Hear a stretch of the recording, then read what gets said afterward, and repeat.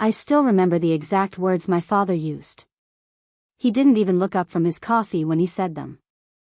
Your brother and sister are getting the money. You get the house. He said it the way you'd mention the weather. Like it was nothing. Like it wasn't about to break something inside me that I'd spent 31 years trying to hold together. My name is Claire. And this is the story of the day my family threw me away, and the day I found out my grandmother had been planning my victory long before any of them knew her name would matter at all. I need you to understand something before I go further. I wasn't the golden child. I was never the golden child. In my family, that title belonged to my younger sister, Vanessa, who could do no wrong, and my older brother, Daniel, who could do plenty wrong and still somehow land on his feet, smiling, forgiven, adored. I was the quiet one.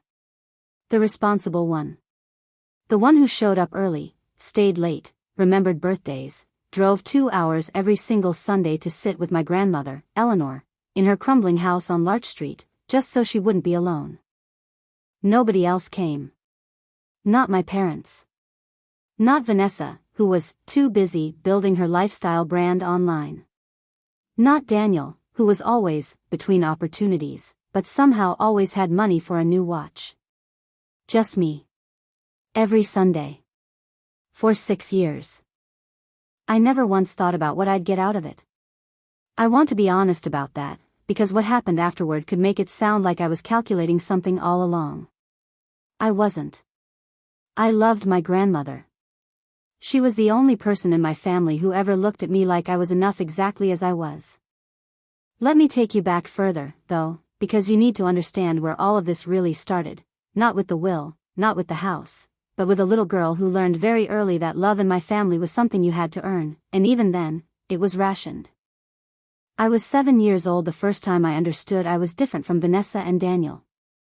It was a small thing, the kind of small thing that shapes a person more than the big things ever do. We were at my grandmother's old kitchen table. She lived in a smaller apartment then, before she moved to the Larch Street house, and my mother had brought a box of donuts. There were exactly enough for one each, plus one extra. Vanessa, who was 5, grabbed the extra one before anyone could stop her, and my mother laughed and said, "Of course she did, she's got spirit." When I quietly asked if I could split the extra one, since I'd noticed there wasn't enough, my father said, "Claire, don't be greedy, your sister already has it." I hadn't asked for it. I'd asked to share it. But somehow, in that moment, I became the greedy one, and Vanessa became the spirited one, and that pattern repeated itself so many times over the following 2 decades that I stopped noticing it as unfair and started accepting it as simply how things were. Grandma Eleanor noticed, though. She always noticed. She caught my eye across that kitchen table, and later, when everyone else had gone to the living room, she pulled me aside and gave me half of her own donut, broken carefully in 2, and said, "The people who share are never the greedy ones, sweetheart. Remember that. The world will try to tell you otherwise, but you remember that." I didn't understand the weight of those words until I was much older. I understand them completely now. Grandma Eleanor's house on Larch Street was falling apart by the time I was old enough to visit her there on my own. The roof leaked in 3 places. The porch sagged like it was tired of holding itself up. The paint had peeled so badly you could see the gray wood underneath, weathered and soft with rot in places. My parents used to joke about it at Thanksgiving, not unkindly, or so they thought, but the joke always landed the same way. That house is a money pit. Whoever gets stuck with that is getting the short end. I laughed along, because that's what you do. You laugh along, even when something in your chest tightens like a fist. My Sundays with her became sacred to me in a way I never fully explained to anyone, not even Priya, my closest friend. I'd arrive around 11 with groceries, because her pension barely covered the essentials and she was too proud to ask for help outright. We'd cook together. She taught me her mother's recipe for a lemon chicken that I still make today, and every single time I make it, I can hear her voice correcting my knife technique.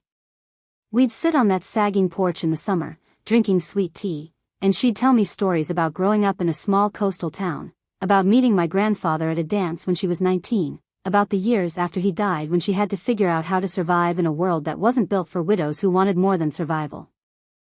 I always wanted a life of my own making, she told me once, her eyes distant, fixed on something past the horizon. Not one handed to me. Not one I had to beg for. One I built, brick by brick, so nobody could ever tell me I didn't earn it. I didn't know then how literally she meant that. She asked about my life too, always. She was the only person in my family who ever asked about my job at the accounting firm with genuine curiosity instead of thinly veiled condescension, the only one who remembered the name of the boy who broke my heart in college and asked, years later, if I'd heard from him, the only one who celebrated my small promotions like they were enormous victories, because to her, they were. You work harder than anyone I know, she told me once, squeezing my hand with fingers that had grown thin and papery with age. And nobody in this family sees it. But I see it, Claire. I see all of it. When Grandma passed in early spring, I was the one who found her. It was a Sunday, of course. I'd let myself in around 11, calling out the way I always did, and when she didn't answer, some instinct in me went cold before my mind had even caught up to what that silence meant. I found her in her armchair, looking peaceful, like she'd simply fallen asleep reading, and in a way, I think that's exactly what happened. I was the one who called the ambulance, even though I already knew, somehow, that it was too late. I was the one who sat in that quiet, dust-lit living room and cried until I had nothing left, surrounded by the doilies she'd crocheted and the photographs of a husband who'd died 30 years before her and a life she'd built alone, carefully, patiently, like she was always waiting for something. I called my parents from that living room floor, my voice barely holding together. My mother cried on the phone, real tears, I believe that. My father asked, in the same breath as his condolences, whether I knew where she kept her important paperwork. I remember staring at the phone afterward, wondering how grief and greed could occupy the same 5 minutes of a person's life. The funeral was small. My parents cried the appropriate amount. Vanessa posted a black and white photo online with a caption about angels, a photo I later realized she'd had to ask me to send her, because she didn't have a single recent picture of our grandmother of her own.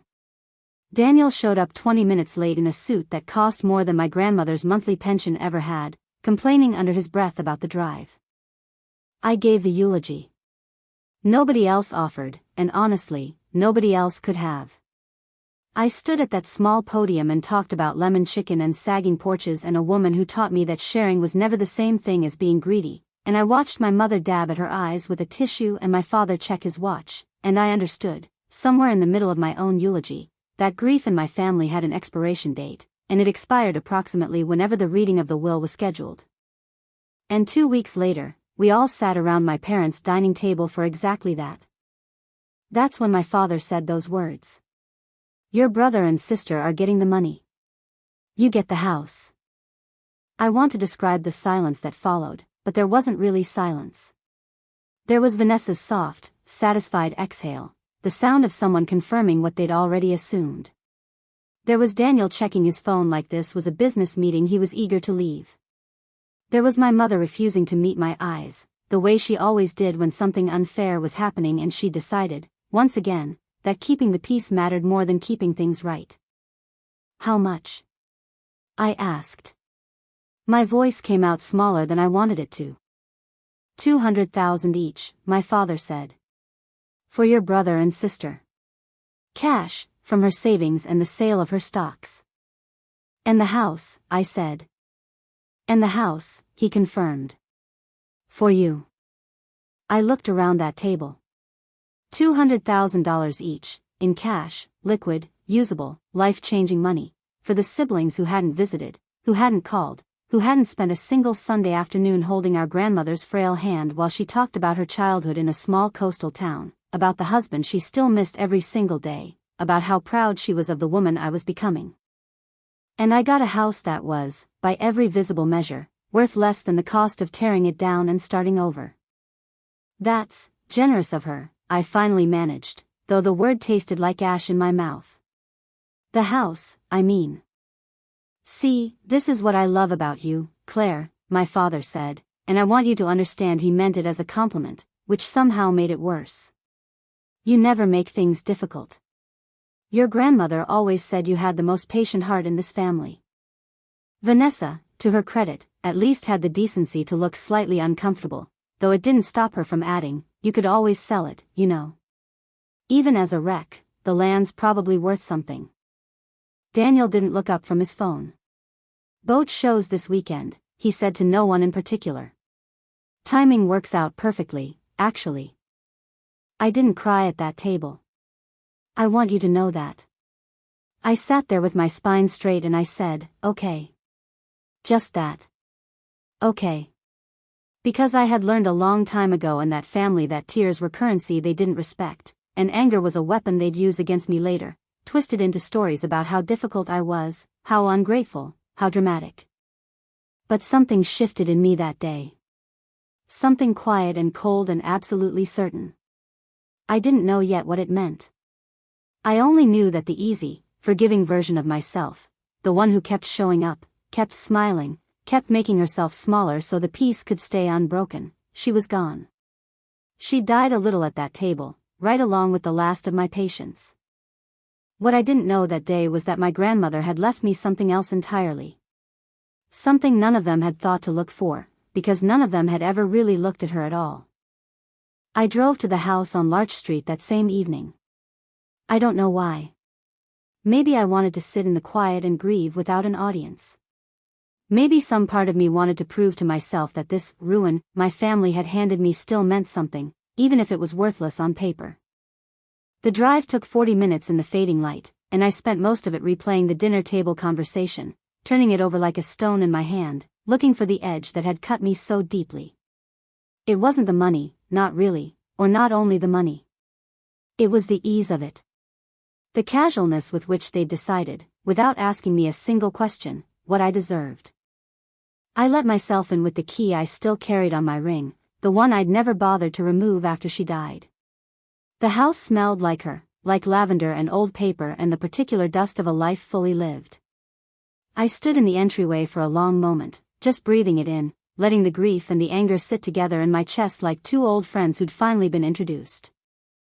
I walked through the front room, past the sagging armchair where she used to sit with her tea, past the bookshelf crowded with paperback mysteries she devoured 2 a week, and I found myself standing in front of the old roll-top desk in the corner of her bedroom, the one she never let anyone else touch. "That desk is older than your mother," she used to tell me, laughing. "It's seen more secrets than a priest." I'd always assumed she was joking. I ran my hand along the wood, and for reasons I still can't fully explain, I pulled open the bottom drawer, the one that always stuck, the one I'd watched her wrestle open 100 times over the years, always with a small, private smile, like it held something only she was allowed to enjoy. Inside, beneath a stack of old letters tied with faded ribbon, love letters from my grandfather, I would later discover, saved for over 60 years, I found a folder. Manila worn soft at the corners, like it had been handled often and carefully. On the front, in her looping handwriting, were 3 words that would change everything. For Claire only. My hands were shaking as I opened it. Inside were documents I didn't understand yet, deeds, old bank statements with account numbers I didn't recognize, a letter with my name on it in an envelope sealed with actual wax, the way she used to do things when she was young, back when she said the world still had proper manners. I didn't open the letter that night. I couldn't. My hands were trembling too badly, and some part of me, some superstitious, frightened part, felt like opening it too soon would somehow make it less real, less hers. I sat on the floor of my dead grandmother's bedroom, in the house my family had mocked as worthless, holding a folder that felt heavier than it should have, and I understood, with a certainty I couldn't explain, that this ruin was not what it seemed. I stayed there for almost 2 hours, just sitting, just breathing, the folder resting unopened in my lap like something sacred. Outside, the light faded from gold to gray to dark, and I never once reached for the light switch. I wanted to sit in her house, in her dark, in her quiet, and simply be her granddaughter for a little while longer before I let the rest of the world back in.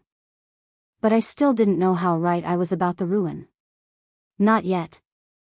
The weeks after the funeral were some of the loneliest of my life, and that's saying something, because loneliness had been my quiet companion for most of my 31 years. Vanessa bought a car. A brand new one, cherry red, the kind of car you buy when you want everyone to see you coming.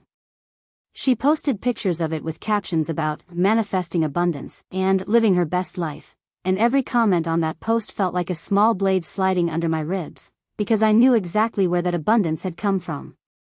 It had come from a woman who spent her final years mostly alone, waiting for a granddaughter who rarely came, folding herself smaller and smaller into that sagging armchair, telling me every Sunday that it was no trouble at all, that nobody else visited, that she understood how busy everyone was, when I always knew, that it wasn't business keeping them away. It was indifference. Daniel put a down payment on a boat. A boat. My grandmother had scraped and saved and lived without air conditioning for a decade so she could leave something behind for her family, and my brother turned it into a recreational watercraft within 6 weeks of her funeral. He sent a group text with photos, captioned, "Grandma would have loved this, R.I.P. to the best grandma ever, speedboat red heart," and I stared at that message for a full minute, trying to decide if he actually believed what he'd written or if he simply didn't think about it at all. I decided it was the second one. Daniel had never been cruel. He just never once, in his entire life, had to think about anyone but himself, and that kind of unthinking selfishness is somehow harder to forgive than actual malice, because there's nothing to even argue with. There's just an absence where consideration should have been. And me?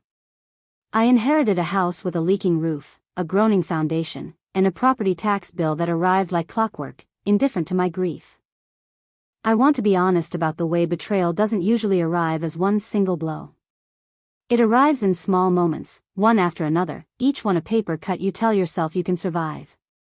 It was in the way my mother started avoiding my calls, always, in the middle of something, whenever I tried to talk about how unfair the will felt.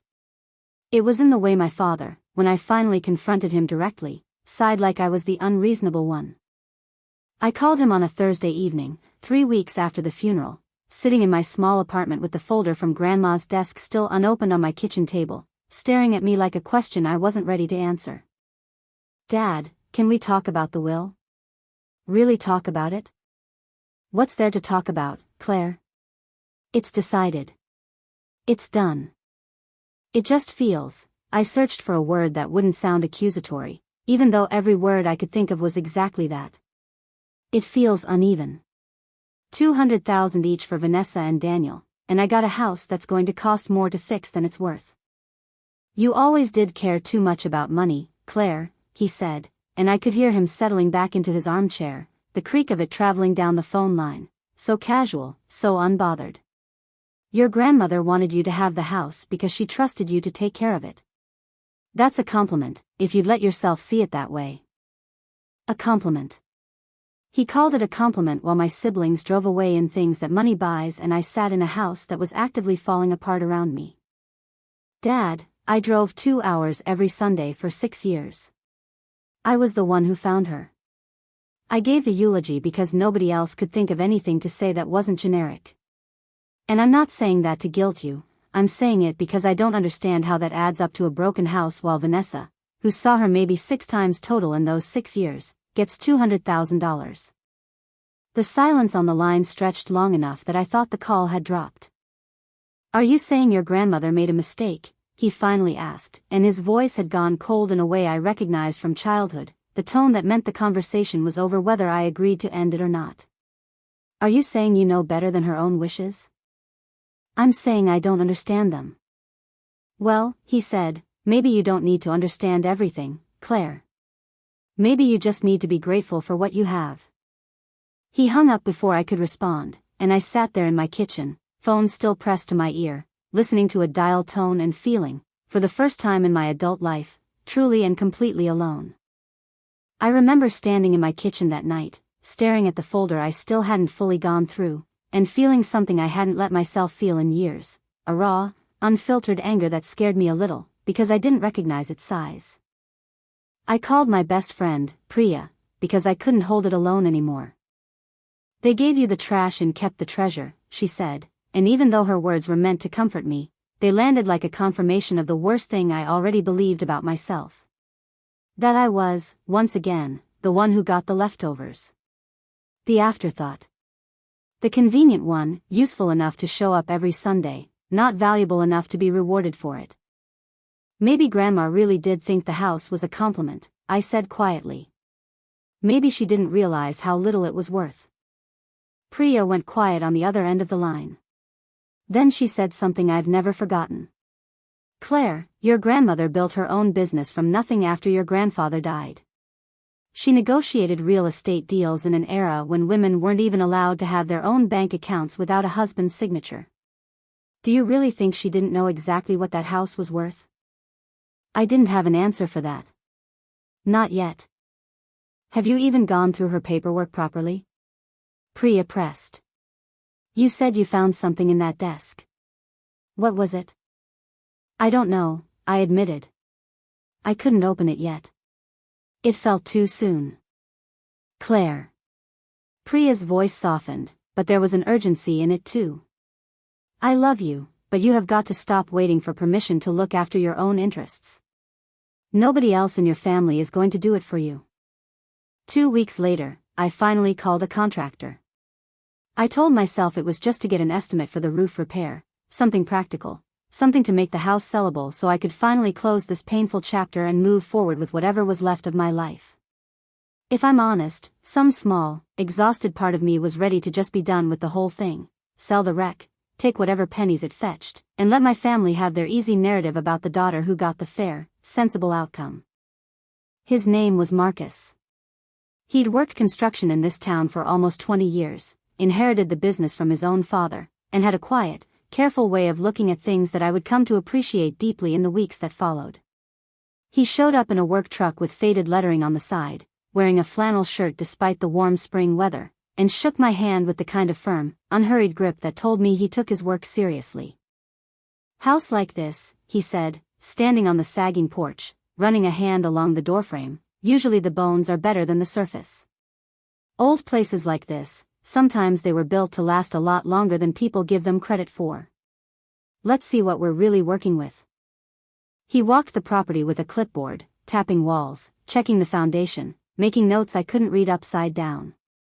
He spent nearly 40 minutes in the basement alone, longer than I expected, and when he finally called me down, his flashlight beam was steady on a section of wall in the far corner, behind the old water heater. Ma'am, he said. Has anyone ever told you this foundation was reinforced? I told him I didn't know what that meant. He crouched down and ran his flashlight along the concrete. This isn't original construction. Somebody poured new footings here, and recently, well, recently as in the last 15, 20 years, not decades and decades ago. And this section right here, he tapped a section of wall that looked, to my untrained eye, exactly like every other section of wall. This was built to hold weight. A lot more weight than a basement wall needs to hold. See how the mortar lines don't quite match the rest of the room? Somebody who really knew what they were doing did this work. This isn't a DIY job. This is professional grade concealment. Concealment, I repeated, the word feeling strange in my mouth.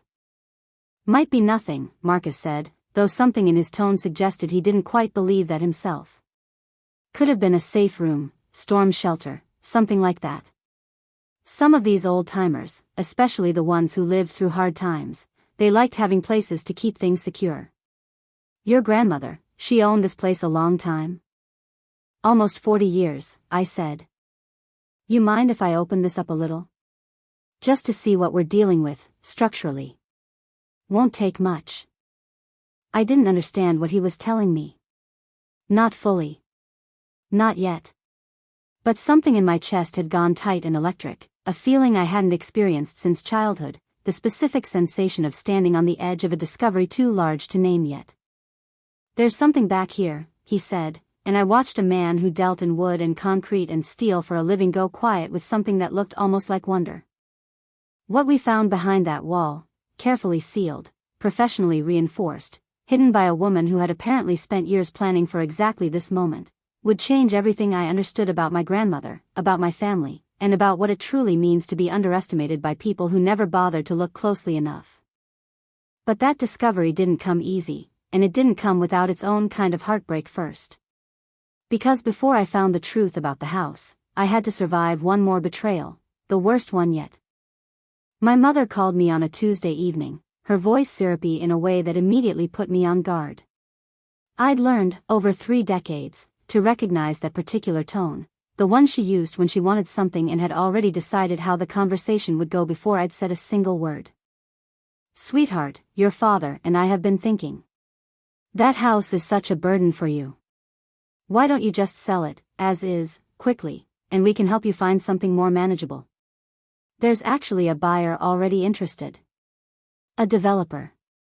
He'd take it off your hands within the month. Something cold slid down my spine. How does a developer already know about a house that isn't even listed yet? The silence on the other end of the line told me everything. Your father just wanted to help, my mother said finally, and I could hear the practiced smoothness returning to her voice, the tone she used to paper over anything uncomfortable. He knows this man, Russo, from the country club. Russo buys these old properties, tears them down, builds something modern.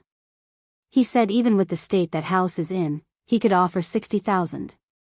$60,000, Claire, for basically nothing. That's found money. $60,000.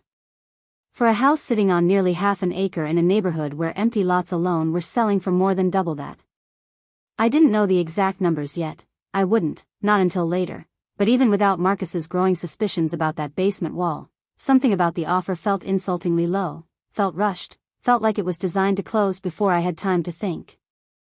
It turned out my father had already been in contact with a local developer, a man named Russo who specialized in buying up old properties, tearing them down, and building cookie-cutter townhomes in their place. My father had shown him photos. Discussed a price. A price so low it was almost insulting, dressed up as generosity, framed as him, helping me avoid the burden of a money pit. I need you to cancel that, I told my mother, my voice steadier than I felt. I'm not selling. Claire, don't be dramatic. It's just a broken-down house. What are you even planning to do with it? I don't know yet. But I know I'm not selling it for $60,000 to a man Dad met at a country club, without even asking me first.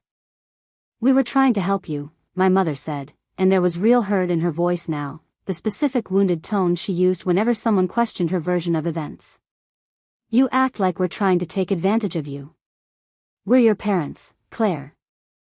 Then why didn't anyone ask me before showing a stranger photos of my house and negotiating a price behind my back? She didn't have an answer for that. She rarely did, when I finally pushed hard enough to ask the real question instead of the polite, softened version she was used to hearing from me.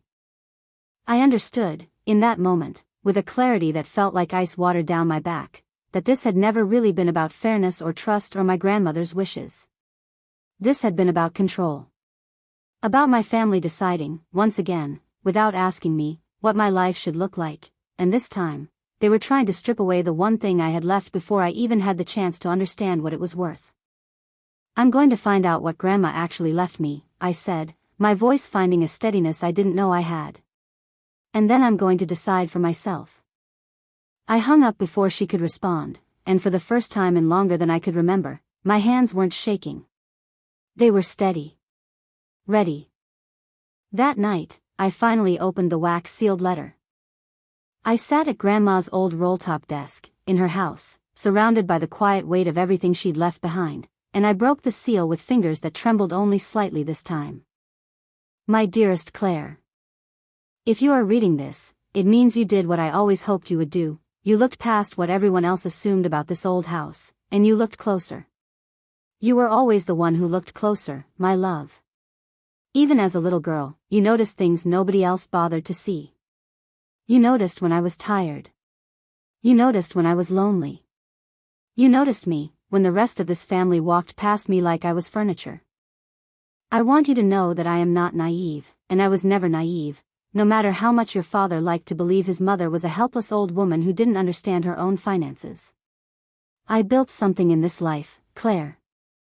I built it quietly, carefully, without anyone's permission, because I learned a long time ago that the people who underestimate you are the very people who hand you the freedom to become something extraordinary without them watching too closely. I watched your father grow up believing that money was something you were owed rather than something you built, and I watched him raise your brother the very same way. I watched your sister learn that charm could substitute for effort, because nobody in this family ever taught her otherwise. And I watched you, Claire, the one child who never asked me for anything, who showed up every single Sunday not because you wanted something from me, but because you loved me. Do you understand how rare that is? Do you understand what that told me about who you really are? The house is not the inheritance, sweetheart. The house is the door. Everything else, I leave to your judgment. You have always had good judgment, even when this family refused to trust it. Use it now. Take what is yours. And Claire, don't you dare feel guilty about it. You earned this 1,000 times over, in every Sunday you gave me when no one else would, in every lemon chicken dinner, in every afternoon on that sagging porch when you could have been anywhere else in the world and chose, again and again, to be here with me instead. I love you more than any of them ever understood. And soon, I think, you'll understand exactly why I trusted you with this, and no one else. Grandma. I sat on that dusty floor and cried in a way I hadn't allowed myself to cry since the funeral, not from grief this time, but from something more complicated. Relief. Vindication. A grief so specific it almost had a shape, the grief of finally being seen by someone, even after she was gone. I don't know how long I sat there. Long enough for the light through the window to shift from evening gold to the deep blue of early night. Long enough for my knees to ache from the hardwood floor. But I didn't move, because for the first time in weeks, I didn't feel like the family afterthought. I felt like exactly what I was, the person my grandmother had trusted most in the entire world. I called Marcus the next morning and told him to proceed with opening the wall. Marcus arrived with 2 of his crew members the following Saturday, and I stood in that basement with my arms crossed over my chest, feeling something between terror and hope as the first careful strikes of a chisel began working at the mortar seams he'd identified. It took almost 3 hours of careful, methodical work. Marcus insisted on going slow, worried about compromising the structure of whatever was hidden behind it, before the first section of wall came loose enough to reveal a dark gap behind it. "There's a door," one of his crew members said, shining a flashlight into the opening. An actual door. Steel, looks like. My heart was pounding so hard I could feel it in my throat. It took another hour to fully expose the frame and get the door open. It had a combination lock, old-fashioned, mechanical, and it was Marcus, of all people, who thought to check the underside of Grandma's roll-top desk drawer, where a small strip of masking tape held a series of numbers written in her handwriting, numbers I'd dismissed as some old, meaningless note. The door swung open with a groan that seemed to echo through the entire house. What we found behind that basement wall, once the door creaked fully open and Marcus's flashlight swept across the small, hidden room, was a carefully constructed space, dry, climate-controlled with a small dehumidifier my grandmother must have installed and maintained herself, all these years, without a single soul suspecting a thing. The room was maybe 8 feet by 6 feet, lined with sturdy metal shelving, everything organized with the same careful precision I recognized from her kitchen, her desk, every corner of her life she'd ever let me see. Inside were safety deposit boxes my grandmother had transferred from a downtown bank years earlier. I would later learn she'd closed that account entirely in 2003, telling the bank manager she preferred to keep her valuables closer to home, a decision that must have raised eyebrows at the time but that nobody had thought to question an elderly widow about too closely. There were gold coins, neatly rolled in protective sleeves. A modest but carefully curated collection of jewelry from her own mother, pieces I vaguely remembered her wearing on special occasions decades ago. And a leather portfolio, thick with documents, that I carried upstairs with hands that wouldn't stop shaking. I brought that portfolio to a financial advisor 2 days later, a woman named Denise, recommended by Priya, who specialized in estate matters. I sat across from her desk while she flipped through page after page, her expression shifting from professional neutrality to something closer to astonishment. "Ms. Bennett," she said finally, looking up at me, "do you understand what you're holding here?" I told her I didn't, not really. "Your grandmother invested in a company called Meridian Systems in 1997. Do you know what that company became?" I shook my head. "It's not called Meridian Systems anymore. It went through 2 acquisitions and a name change, but the underlying shares, she never touched them, never sold a single one, through every split, every downturn, every bull market for almost 30 years. Denise turned her computer screen toward me, and the number on it didn't seem real. Ms. Bennett, this single holding alone is worth just over $1.6 million. Combined with the gold, the jewelry, and a separate savings account we found reference to in these documents, the total estate, the one specifically designated to you, and you alone, comes to just under $1.9 million. I want to tell you I had some composed, cinematic reaction to that number. I didn't. I put my head in my hands and cried, right there in Denise's office, while she quietly slid a box of tissues across the desk and let me have the moment I needed. My grandmother hadn't just saved money. She had invested, quietly and shrewdly, in a small tech company back in the late 90s, a company almost nobody remembers investing in at the time, because almost nobody believed in it. She'd held on to those shares for nearly 3 decades, through splits and surges and every economic downturn, never touching them, never bragging about them, never once letting my father, who considered himself the financial mind of the family, know that his own mother's quiet investment had outgrown everything he'd ever built by a margin that would have humbled him into silence. $1.9 million. Sitting behind a basement wall in a house my family had called a burden. A house they'd been ready to sell out from under me for $60,000 to a developer who would have torn it down without ever knowing what he was destroying. I didn't tell my parents right away. I want to be honest about that too, because there's a version of this story where I could have run straight to them, waving the discovery like a trophy, demanding an apology. But I'd spent 31 years performing for this family's approval, and I was done performing. Instead, I called a lawyer. Denise recommended one, a sharp, no-nonsense man named Aaron Whitfield, who specialized in estate protection.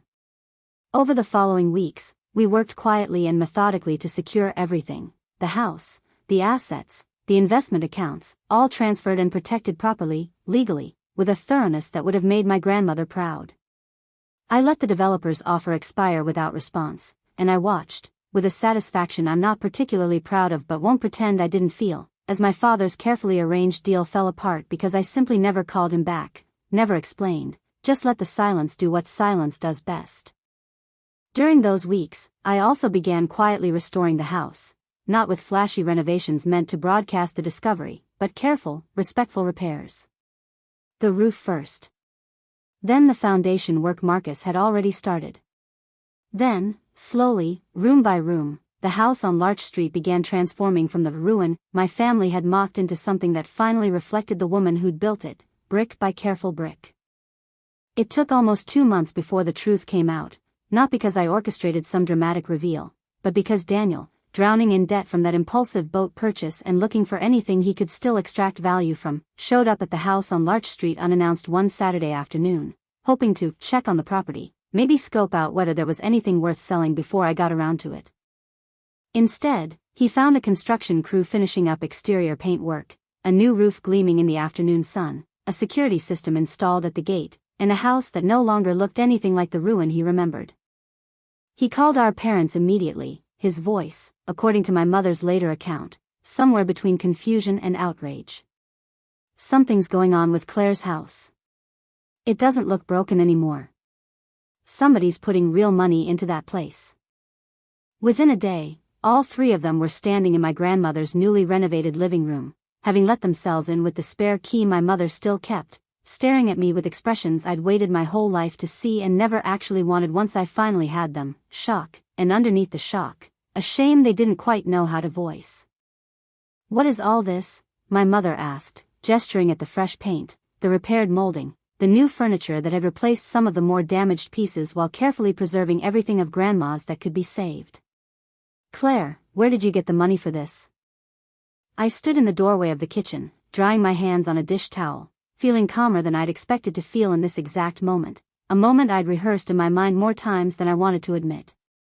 "Grandma left it to me," I said simply. "All of it?" "All of what?" my father asked, though something in his face told me he already suspected the answer wouldn't be small. "There was a hidden room in the basement," I said. "Grandma built it herself, or had it built, years ago. Investments.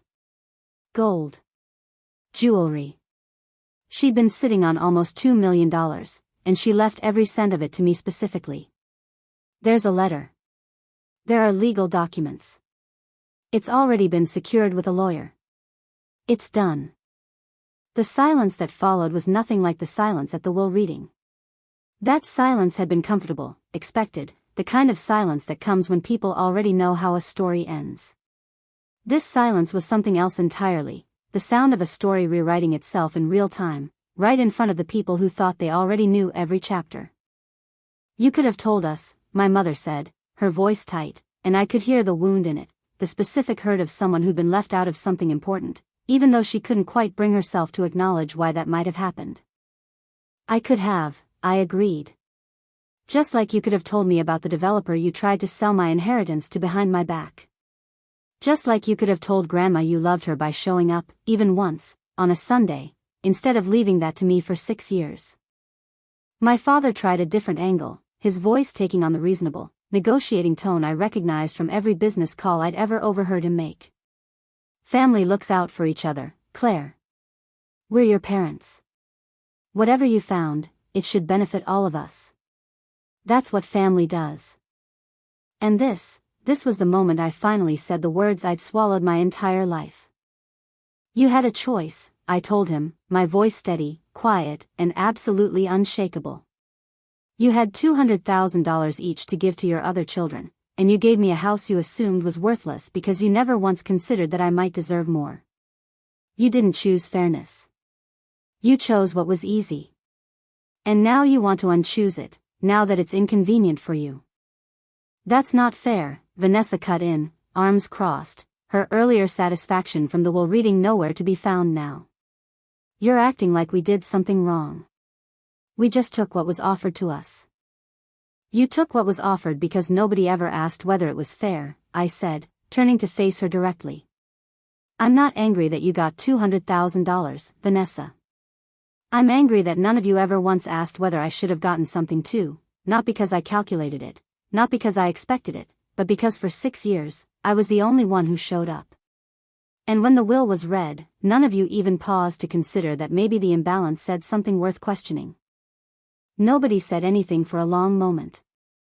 Grandma didn't leave this to the family, I continued, my voice steadier now, the words coming easier than I expected. She left it to me. Because I was the only one who ever treated her like she mattered, without knowing there was anything in it for me. That's not something you can retroactively deserve just because the truth came out. Daniel, uncharacteristically quiet through all of this, finally spoke. So what happens now? Now, I said, nothing happens. I'm not giving anyone a cent of what Grandma left specifically to me, and I don't feel guilty about that, not even a little.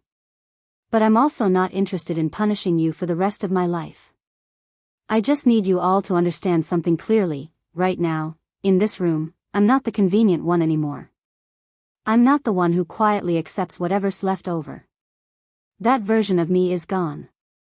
I didn't scream. I didn't cry, not in front of them.